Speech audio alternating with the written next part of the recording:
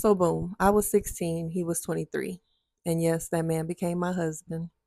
So, go ahead and get your popcorn or whatever it is that you need for a long, detailed story time because I'm getting ready to tell you one. And let me just say this, ain't no cap in my rap. So, everything that I'm saying is 100% accurate and my memory is impeccable. So, boom, it started like this. At the time, I was living with my grandma. Me and my dad weren't getting along. I'm gonna spare you on the story with that for possibly the book. But I was staying with my grandma, and I had my driver's license, and she had just got a new car, so it was a new little cute silver car that she had. And my grandma didn't play. Like she don't care if you sleep, whatever you got going on. She needs you to do something. You got to get on up and do it.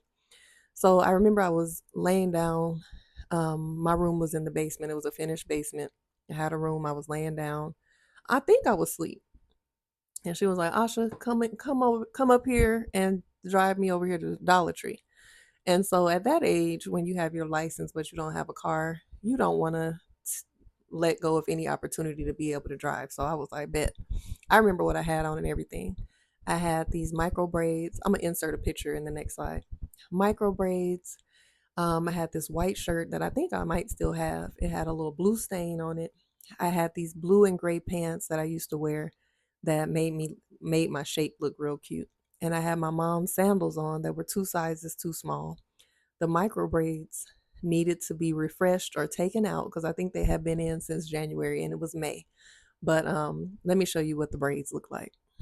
All right, so these pictures were taken a few months before I met him, or maybe like a month or so because I met him in May.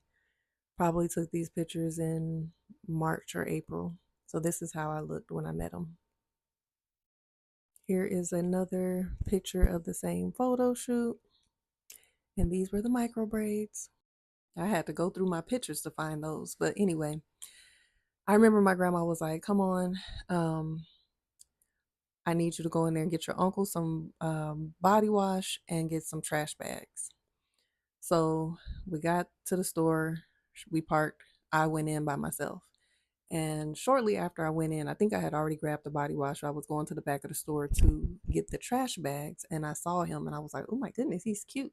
So of course, as a little shy 16-year-old, I went the opposite way to get away from this cute boy, and got what I needed, got the trash bag, and I was heading to the front, but I was kind of curious. I'm like, damn, I want to see him again in my head.